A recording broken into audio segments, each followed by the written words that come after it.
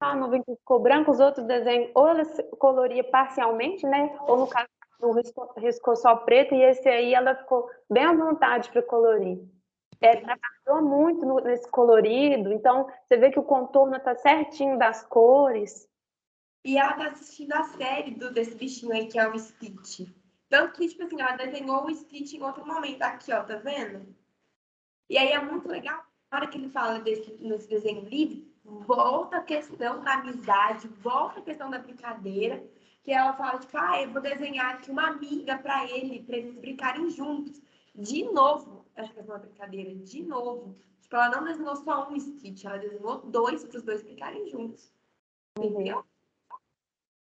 Nossa senhora. Aí, essa é a família. Olha a família da Letícia.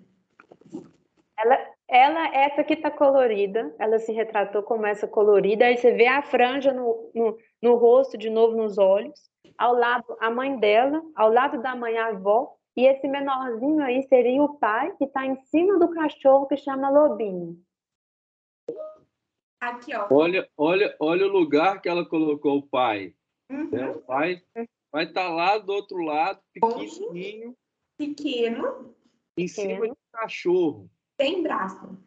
Sem braço. Então a gente vê do olho, né? Também, porque no olho para a mãe e para o pai ela não fez. O olho do pai e da avó é vazio, tá vendo?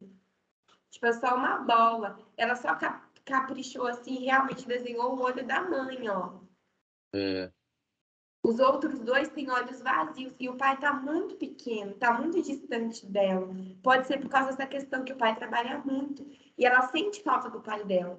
Porque ela falou que na escola ela faz bilhete pro pai dela e entrega para ele. Ele à noite.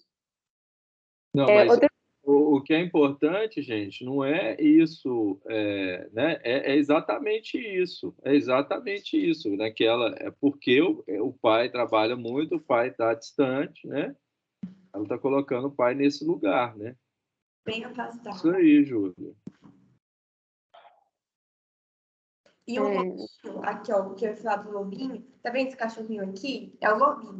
É o mesmo cachorro que ela desenha aqui quando ela desenha a casa dela, que é o lobinho. E aí, quando a gente perguntou pra ela se ela tinha irmão, ela falou que tinha um irmão e uma irmã. A irmã é a Manu e o irmão é o lobinho. Entendeu? De novo, essa questão do quê? Da solidão.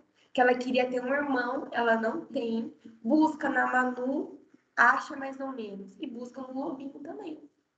Busca no cachorrinho que tá com ela. Entendeu? Ótimo, concordo.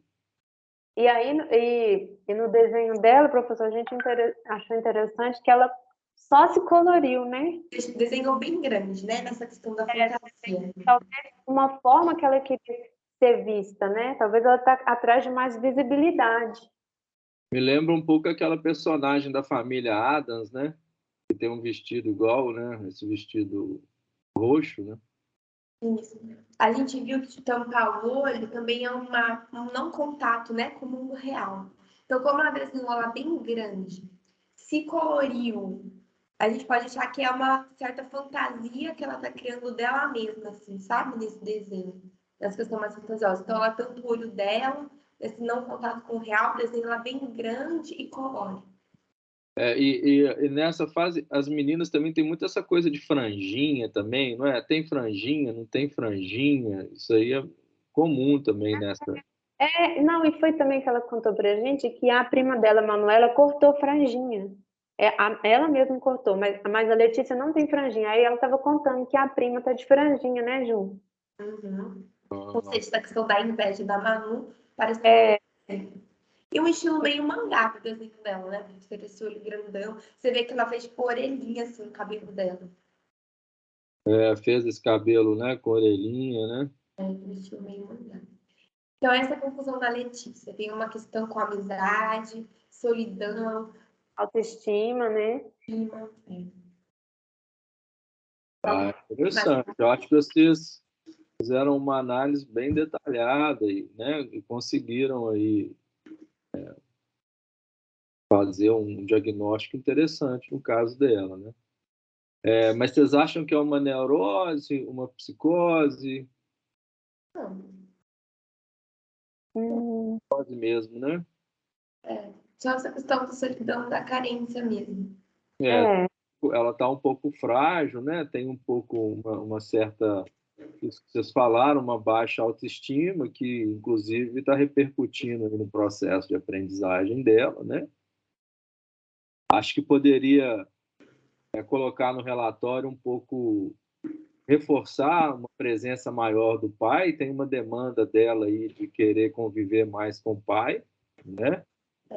Pode ser colocado. Tanto que na casa, quando a gente pergunta na casa quem que ela convida para morar com ela fala, ela fala todo mundo, só que ela reforça a figura paterna, né? Ela fala, todo mundo, meu pai, entendeu? Então, ao mesmo tempo que o pai está isolado, está em cima desse cachorro aqui, ela fala dele, né? Ela fala dele na escola. Então, você vê que tem uma demanda aí da figura paterna, né? Ele está distante, mas tem um desejo da proximidade, né? Exatamente. Não é um tá distante. 6 anos é o início do conflito do ético, né? Então, ela tem esse desejo da figura paterna bem grande. Exatamente, mas ao mesmo essa análise que você fez, ele está distante, mas assim, ela não está assim, que bom que ele está distante. Ela quer ele está distante, mas eu quero conviver mais com ele. Então, acho que é importante colocar no relatório essa necessidade de uma aproximação maior desse pai com ela, né? Agora, o Davi também tem 6 anos, e esse daqui foi o desenho. Ai, eu acabei colocando aqui na entrevista. Professor, aí a gente pegou uma outra criança que era da mesma sala da Letícia, tem a mesma idade que a Letícia, mas o desenho foi completamente distinto. O desenho do Davi é meio psicodélico, um desenho que não condiz com a idade biológica dele, pelo menos nós fizemos essa análise, totalmente diferente do que a gente tinha visto até então. Exatamente, né? Assim, então, uma criança de 6 anos faz um desenho desse, muito precário, né? Do ponto de vista cognitivo. Mas a fala dele é boa? Como é que é a fala dele? Condiz com a idade ou é também precário igual o desenho? Ele fala bem. Ele tem 6 anos. Ele fala bem. A Letícia fala mais pelo cotovelo, por causa da questão da solidão. Mas o Davi, ele é um pouco mais tímido. Ele é muito contido, fala baixo. Mas você vai ver, o Davi, o que a gente concluiu é que ele transfere todas as histórias dele para o mundo da fantasia animal. Todos os desenhos dele, todos. Não tem um desenho que ele não vai transferir para o mundo da fantasia animal. E o que aparece nesse mundo da fantasia animal? Você vai ver, fica vendo. Esse é o desenho da casa. E ele desenha a casa assim, ó.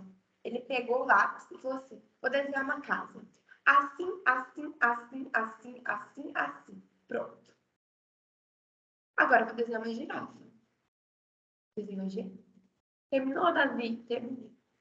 Aí, o que a gente vai ver? A chaminé na questão da casa é o indício sexual. E aí a gente vai ver muito claramente em todos os outros desenhos a fase fálica do Davi e o complexo de Édipo do Davi. Isso vai ser extremamente evidente na nossa análise. A Júlia virou psicanalista. É verdade, vocês vão ver, vai ficar muito claro para você. Mas tudo bem. Aí tem a questão do X na casa dele, porque a gente vai ver o Davi está passando por um estresse, algum nervosismo, que também vai ser evidente em todos os outros desenhos dele. Davi.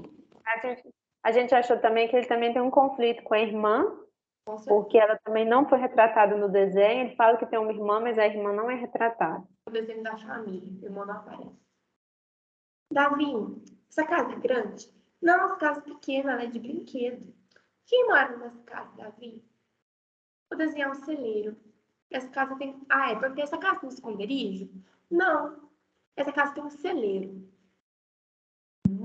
celeiro. Ah, um celeiro, Davi? É, e você gosta de ficar no celeiro? Eu gosto, eu sento lá em cima do feno. O que você fica fazendo no celeiro, Davi? Ah, eu dou feno para as vacas. Aí ele falou assim, ó, a vaca precisa ser protegida. Por que, Davi? Porque vai vir um homem matar a vaca para comer. Mas aí o touro vai aparecer, vai proteger a vaca. Escreva aí, ó, touro, porque eu estava anotando, né? Aí você vou escrever aqui, touro. Beleza. Depois ele vai investigar quem é que era aquela vaca. Na hora que ele falou isso, eu falei assim, pronto, tem agressividade na família dele, entendeu? Alguém tentando matar alguém, mas não consegui aprofundar nisso. Mas essa questão da violência, tipo assim, que também vai ser em outros, esse conflito, sabe? Do touro, alguém precisa Mas proteger. aí, Eu só um achei que é um plano de fundo do complexo de Édipo, dessa disputa. Exatamente, mas isso aí você não conseguiu, né? É claro que tem essa questão, né? De uma vaca que tem que ser protegida, tal. Ele contou o Édipo clássico, né? Uhum. Exatamente. Mas, aí você investigou um pouco da escola e tudo, não tem uma violência real, não. É essa rivalidade com o pai mesmo que está muito bem. Muito bem. Você vai ver no desenho da pessoa a rivalidade com o pai aparecendo de novo. Aí foi isso. Vamos só pegar um pouco essa questão da rivalidade com o pai, o que é, né? A grosso modo. Vou até mandar para vocês um artigo que eu escrevi que trabalha de uma maneira mais detalhada essa questão. Mas o que é? A criança, o menino e a menina têm o primeiro objeto de amor, a figura materna, né? Aí o que é essa criança? Principalmente o menino, porque o Édipo na menina e o Édipo no menino acontecem de forma diferente. A criança, então, num segundo momento, né, o menino, ela tem que abrir mão da mãe e porque o pai vai ali desejar a mãe também, né? Então ele começa a ter um sentimento agressivo com a figura paterna, né? Só que ele culpabiliza isso, ele vai começar a viver um sentimento de ambivalência com o pai, um sentimento de que ele vai ter um sentimento de amor e ódio com esse pai, né? Porque como assim, eu tenho raiva do meu pai, né? E aí isso vai aparecer inconscientemente, né? Que é esse touro que está chegando. Animal que ele vai criar. Exatamente, né? É esse animal que vai criar. E E aí... porque, tipo, essa rivalidade e tal, aparece no celeiro. Então, aparece numa parte externa da casa, não é dentro da casa, né? Então, mostra bem esse acesso ao inconsciente, né? No celeiro. Exatamente. Exatamente. Como ele não consegue falar, é meu pai, é minha mãe, é isso, é aquilo, ele cria uma história via deslocamento e via projeção, né? E começa a contar essa narrativa. Perfeito. Aí aqui, ó, é o desenho da árvore dele. Aí essa copa, assim, de serra indica esse nervosismo, essa agressividade. E esse tronco, que é um risco, o que era mesmo, amiga? Que tem a ver com a sexualidade. Símbolo fálico masculino, né? O tronco. E aí ele não quis desenhar outras árvores e ele entra em histórias fantasiosas. Aí embaixo do número aí diz ele que é um cachorro, aí foi desenhar um bolo, em cima aí um refrigerante. Aí esse número, ele 64, ele falou que ia ter 64 frutas, né, Júlia? E ele estava muito animado em mostrar para mim que ele sabia escrever, que ele sabia contar, que ele estava animado em saber escrever. E ao mesmo tempo também ele se furtava muito das perguntas. Então a gente perguntava uma coisa para ele e ele respondia outra coisa. Ele ia para outro lado, para outra história, sabe? Talvez ficasse um pouco desconfortável com as perguntas, né? Bem invasivo, né? Exatamente, porque vocês têm que ir no lugar, né? Talvez circunscrevendo e pegar as representações que ele traz. Por exemplo, ele está falando do touro. Vocês vão falando assim, e esse touro, como é que ele é, né? Não adianta falar assim, e o seu pai? Se vocês falarem de pai, vocês vão fazer uma coisa muito diretiva. Então, a partir das narrativas que ele vai trazendo, vocês vão, vamos dizer assim, né, igual a gente fala no senso comum, né? Puxando a língua dele. E aí, vocês vão puxando a língua dele, ele vai tendo ele vai se expressando e consegue se localizar de uma forma melhor dentro desse complexo familiar. Entendeu? A técnica é o complexo de édipo dele, a costa do nervosismo da irritabilidade, o tronco do símbolo fálico masculino, depois na história da casa, o conflito do touro, na próxima também, o conflito, então ele está assim, angustiado com isso, angustiado. Na história da casa, que eu esqueci de falar, é que eu perguntei com quem queria morar, ele falou com a avó, e a avó tinha morrido. A avó tinha morrido. Então, ele estava com muitas saudades da avó, porque a avó foi a primeira pessoa que ele convidou para morar com ele. Não foi nem a mãe, porque eu falei assim, mas e a mãe, né? Foi a avó morreu. E aí, na hora que a gente perguntou, né, amiga, conta aí da idade da árvore. Conta lá. A idade do quê? Da idade do pai? Não, da árvore. Da árvore, 64. Não, 64 frutos, não era não? 64 frutos. E aí, a gente perguntou para quem que ele ia dar as frutas, ele mencionou o pai. Vou dar para minha mãe, para o meu pai.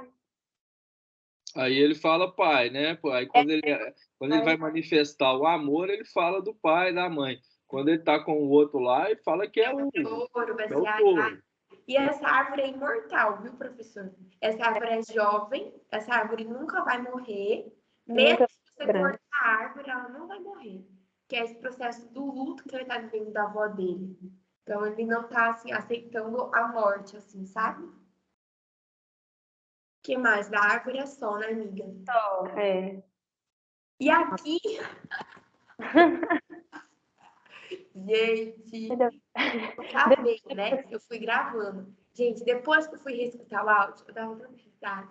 Eu tava dando risada. Ele desenhou uma pessoa, tá ali. Essa pessoa é o Davi. Eu falei assim, Davi, qual é o nome dessa pessoa? Davi. Eu falei assim, nossa, o Davi tá feliz. Por que o Davi tá feliz? Vou desenhar uma arara. Eu vou desenhar outra arara. Mas e esse Davi? O que você gosta mais desse Davi? Vou desenhar outra arara. Eu falei assim, tá bom. Vamos para o mundo das araras. Ele desenhou as araras. Aí ele desenhou uma arara macho, que é essa arara albina branca. E ele desenhou duas araras fêmeas, que é a arara vermelha, a arara amarela. Aí a arara macho tem duas namoradas, que é a vermelha e a azul. E a arara azul tem um filhote, que é esse filhote amarelo. Agora atenção. Davi, qual arara você gosta mais? Eu gosto mais da arara vermelha, porque ela é fêmea e bota ovo para mim. Aí ele falou assim, a arara fêmea vai botar ovo. E aí o pai vai embora. Entendeu? Aí ele assim, vai embora. E aí na hora que a mãe ligar e falar assim, olha, o ovo nasceu, aí a arara macho vai voltar. Ou seja, o que eu analisei dessa parada aí da arara? Que ele gosta da arara fêmea, então essa proximidade com a mãe, mas o desejo do afastamento da figura paterna para só ele ficar com a mãe. Mas ao mesmo tempo, ele gosta da figura paterna, porque depois a figura paterna vai voltar. Entendeu? Então, gente, vocês estão resolvendo o ético desse menino, vocês não sabem o bem que vocês estão fazendo para ele quando ele está contando isso. Pois é, complexo de édipo, claro, extremamente retratado. Além disso, assim, ele está falando e vocês estão assim resolvendo e assim, que bom que a arara macho vai voltar depois, né? E vocês podem, né? Então, vocês estão ajudando ele muito. Parabéns. Pois é. Que bom. A história da arara. Não virou a história da pessoa que não conseguiu tirar mais nada. Foi de novo esse complexo de édipo extremamente conflitante. Você vê que é estressante para ele. Porque ele desenhou a copa da árvore, o X na casa, não consegue retratar a pessoa, volta de novo nesse complexo de édipo. Então, é isso. E esse daqui é o desenho livre. Adivinha o que vai aparecer no desenho livre dele? Fase fálica. Complexo de Édipo também. É. Desculpa, amigo, Davi foi meu Naruto preferido, só eu tô falando. Não, pode falar. Não, você ficou mais tempo com ele, pode falar. Esse daí foi o desenho livre dele. Desenhou uma águia. Aquela águia lá em cima. Águia macho. Olha lá o símbolo do órgão masculino, que é o risquinho. Lá na águia macho. Aí ele desenhou uma raposa. E a raposa vai matar a galinha. Ali está a galinha. A galinha é um frango fêmea. Tentei explicar para ele que frango é homem, mas não deu certo. Frango fêmea, que chama Nissan. Aqui, eu falei assim. Aí ele falou assim: a raposa vai matar a galinha para comer. Aí eu falei assim: nossa, e alguém vai proteger a galinha? Porque na história do touro alguém protegia a galinha. Aí ele falou que não. Eu falei assim: nem essa arara, porque vai que a arara é ele, né? A galinha é o pai, entendeu? Vamos ver.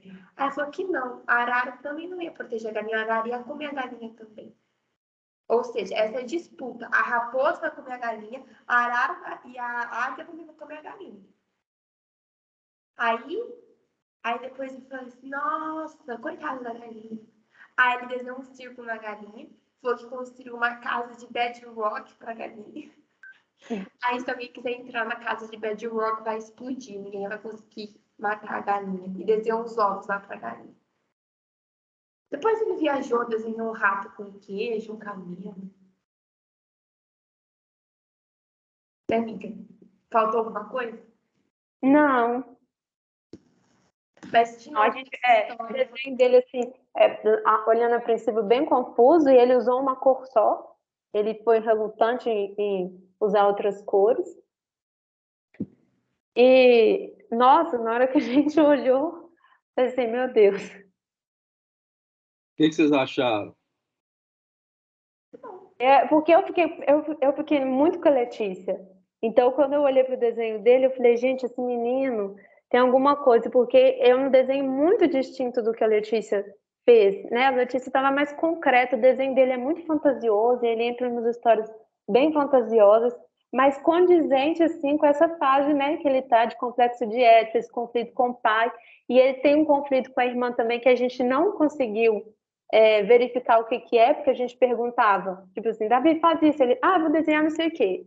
Agora eu vou desenhar não sei o quê. Então ele se perdia não, né? Ele se furtava das perguntas, e esse desenho da família dele aí, ele não desenhou a irmã. Ele desenhou a mãe dele, esse do meio aí é o pai, que ele relatou que tem 15 anos, e ele se desenhou com 6 anos, e escreveu o nome aí, o desenho dele, o número 6 em cima e o nome dele ao lado. Não quis desenhar a irmã, falei, mas é sua irmã. Você não quer desenhar a sua irmã assim? Não, não quero não. Então, de novo, a ausência de cores, né? Ele fez uma diferença. Isso aí, mas é interessante que ele colocou ele do lado do pai, né? Então, é isso que eu ia falar. Aqui a gente vê quem está ganhando no complexo de Édipo. Porque ele está distante do pai, ele está super pequenininho. Entendeu? Então, aqui, pelo que eu estou entendendo, ele está vendo o pai dele como vitorioso no complexo de Édipo. Ele desenhou ele longe da mãe e ele muito pequeno. Ele tentou diminuir o pai dele, falando que o pai dele tinha 15 anos, tá vendo? Ele tentou diminuir o pai dele, mas ele desenhou o pai dele muito grande, do mesmo tamanho que a mãe.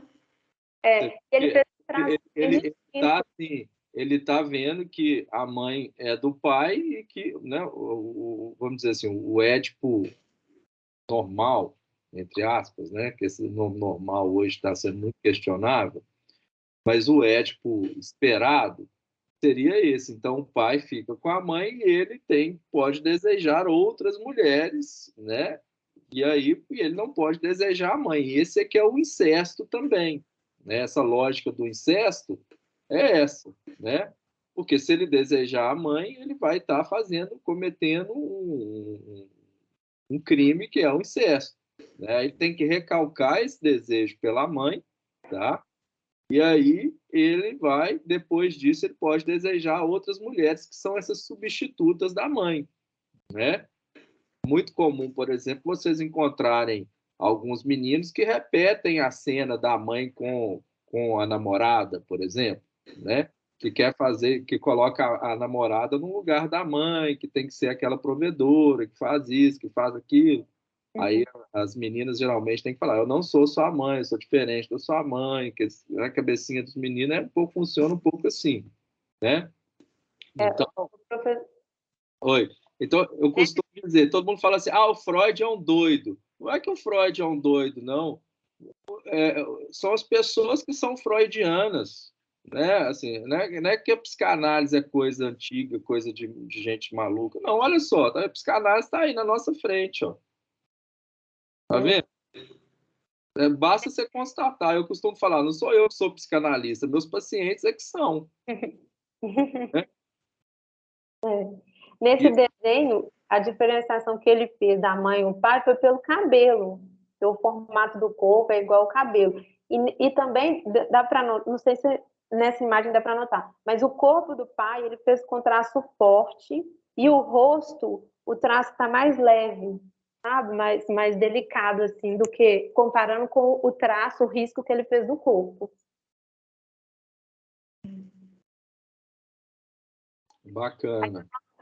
Na nossa conclusão, nós retratamos isso, né, do complexo, que falando que ele é uma criança tímida, de fala contida, e ele se movimentou muito, né, Júlia, para trás e para frente, indicando...